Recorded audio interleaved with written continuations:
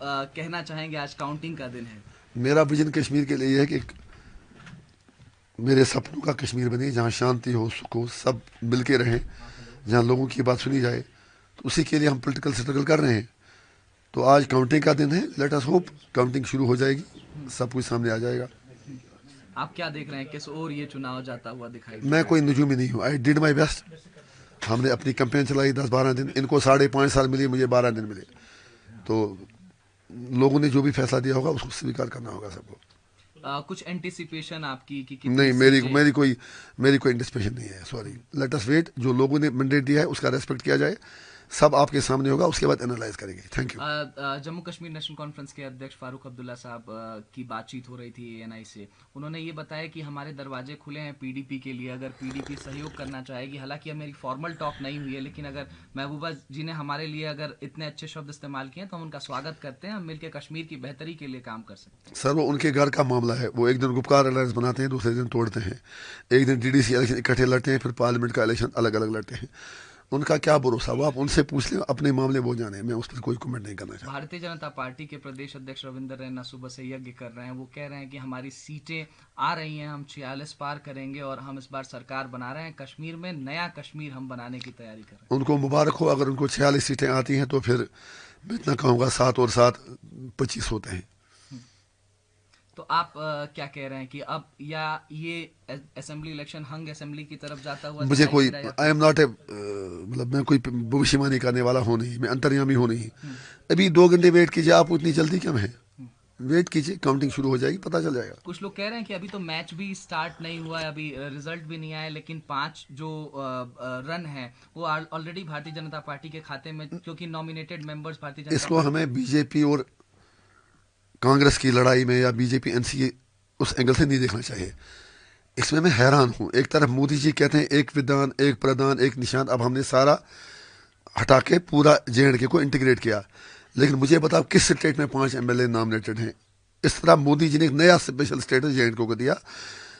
दूसरी बात, कश्मीरी पंडित इलेक्शन भी लड़ते हैं, वोट भी डालते हैं, तो नॉमिनेशन किस लिए? पीओ के रिफ्यूजीज जिनको कहते हैं, उनका वोटिंग राइट भी है, पैकेज भी दिए, सब कुछ किया, तो सीट किस लिए? ये यहाँ की डेमोग्राफी को चेंज करने की तरफ उनका कदम है। मुझे अफसोस है कि 5.5 साल एनसी, पीडीपी, रीजनल पार्टीज, उन्होंने उस पर कोई बात ही नहीं की। बिल्कुल अनएक्सेप्टेबल है, अनडेमोक्रेटिक है, अनकॉन्स्टिट्यूशनल है। ये होना ही नहीं चाहिए। मेरा इतना मतलब है कि होना ही नहीं चाहिए। फिर अपर हाउस का, फिर लोअर हाउस का मतलब ही क्या है? इंजीनियर साहब, आपने ये चुनाव देखा जो 10 बरस के बाद, आप इतने अनुभवी नेता माने मैं जाते कहाँ हैं अनुभवी? आपने, मैं तो अभी 10 साल हो गए सियासत में। 5 साल उसमें जेल में मैंने लेकिन गुजारे। आपने अनुभव जिनके पास है तो उनसे आप पूछते नहीं हैं। हाँ, बताएं। आपने जब ये चुनाव देखा 10 बरस बाद घाटी में, तो क्या कुछ नयापन दिखाई दिया आपको आज? तो कश्मीरियों की बेबसी, कश्मीरियों की हेल्पलेसनेस, हिंदुस्तानी मीडिया की गुंडागर्दी, आज कश्मीरियों के आके मुंह में माइकें घुसा रहा है। ये तो बताओ, ये तो बताओ। 5.5 साल किसी ने घास भी नहीं डाली, कुत्ता भी नहीं पूछा कश्मीरियों को। आज आप सिर्फ, आपसे मतलब आप पर्सनल नहीं, डोंट टेक नहीं नहीं, ये अदरवाइज। नहीं तो सर सबकी मैं बात सर मैं ओवरऑल कह रहा हूँ। हाँ। आज मीडिया हाउसेस सिर्फ ये देखना है कि कश्मीरी जिंदा हैं, मर गए हैं, तो बाकी कुछ बदला नहीं है। सर, हम एएनआई के तौर से कहना चाहते हैं कि हम इंजीनियर राशिद साहब के पास गए, महबूबा जी के पास गए, उमर अब्दुल्ला साहब के पास गए, कांग्रेस में गए, हम हर जगह सर, एएनआई इंजीनियर सबकी से बात छोटा आदमी करता है, है। मेरी कोई औकात नहीं है। मैं एक छोटा सा आदमी हूँ। आप हमारे अगर मैं लिए भी वही अहमियत रखते हैं जो। अगर मैं उनके बराबर होता तो किसी में हिम्मत नहीं होती मुझे 5.5 साल नहीं नहीं, अदरवाइज। एएनआई तो सर सबकी बात मैं ओवरऑल कह रहा हूँ। हाँ। आज मीडिया हाउसेस सिर्फ ये देखना है कि कश्मीरी जिंदा हैं, मर गए हैं, तो बाकी कुछ बदला नहीं है। सर, हम एएनआई के तौर से कहना चाहते हैं कि हम इंजीनियर राशिद साहब के पास गए, महबूबा जी के पास गए, उमर अब्दुल्ला साहब के पास गए, कांग्रेस में गए, हम हर जगह सर, एएनआई इंजीनियर से सबकी छोटा बात आदमी है, करता है। मेरी कोई औकात नहीं है। मैं एक छोटा सा आदमी हूँ। आप हमारे अगर मैं लिए भी वही अहमियत रखते हैं जो। अगर मैं उनके बराबर होता तो किसी में हिम्मत नहीं होती मुझे 5.5 साल तिहाड़ में डालने की।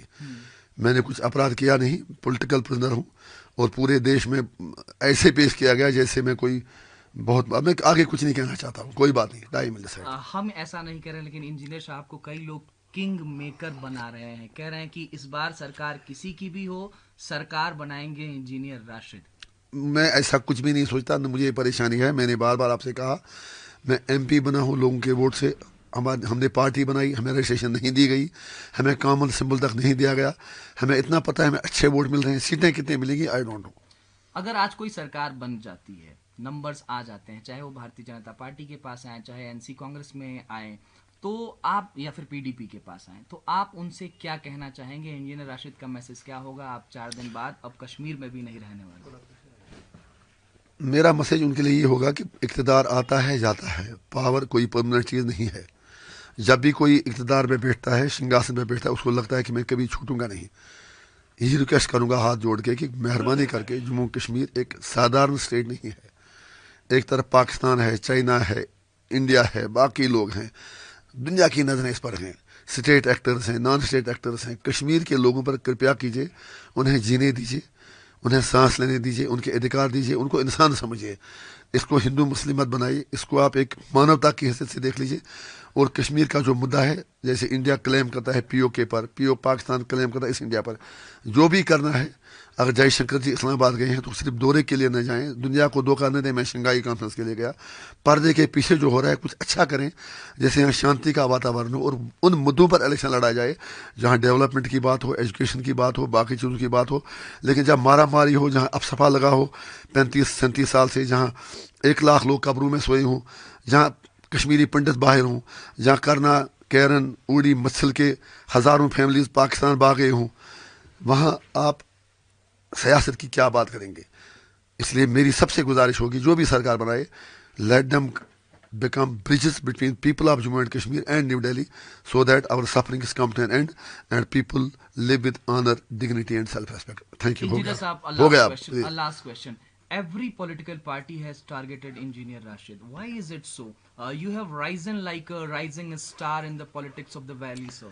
मेरे लिए कोई मतलब मुद्दा ही नहीं है। आप आगे जब भी आप आते हैं तो यही मेरा कमरा है, यहाँ ही मैं सोता हूँ, यहाँ आपसे भी बात करता हूँ, लोगों से भी बात करता हूँ।